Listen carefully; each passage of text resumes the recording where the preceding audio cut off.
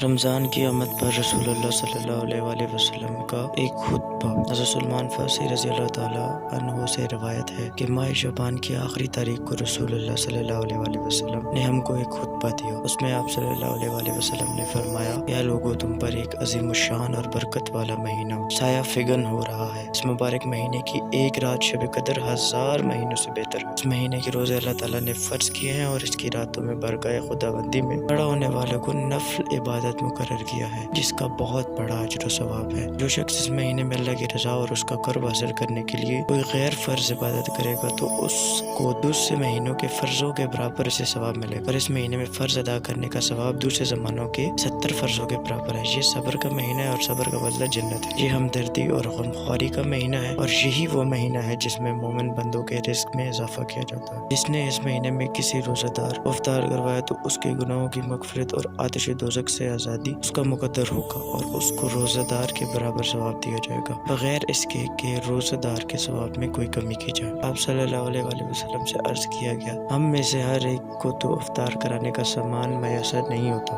آپ صلی اللہ علیہ وسلم نے فرمایا کہ اللہ یہ ثواب اس شخص کو بھی دے گا جو دودھ کی تھوڑی سی لسی یا صرف پانی ہی کے ایک گھونٹ پر ہر کسی کو روزہ دار کا روزہ افطار کرا دے، اور جو کوئی کسی روزہ دار کو پورا کھانا کھلا دے، اس کو اللہ تعالیٰ میرے حوض کوثر سے ایسا سیراب کرے گا جس کے بعد اس کو کبھی پیاس ہی نہیں لگے گی، اور وہ جنت میں پہنچ جائے گا۔ اس ماہ مبارک کا ابتدائی حصہ رحمت ہے، درمیانی حصہ مغفرت، اور آخری حصہ آتش دوزخ سے آزادی ہے۔ اس کے بعد آپ صلی اللہ علیہ وسلم نے فرمایا، اور جو آدمی اس مہینے میں اپنے غلام و خادم کے کام میں تخفیف اور کمی کر دے گا، اللہ تعالیٰ اس کی مغفرت فرما دے گا اور اس کو دوزخ سے رہائی اور آزادی دے دے گا۔ ماہ رمضان کے پہلے روز سے ہی اللہ تعالیٰ سے دعا ہے کہ اللہ تعالیٰ ہمیں قرآن اور سنت پر عمل پیرا ہونے کی پوری توفیق عطا فرمائے۔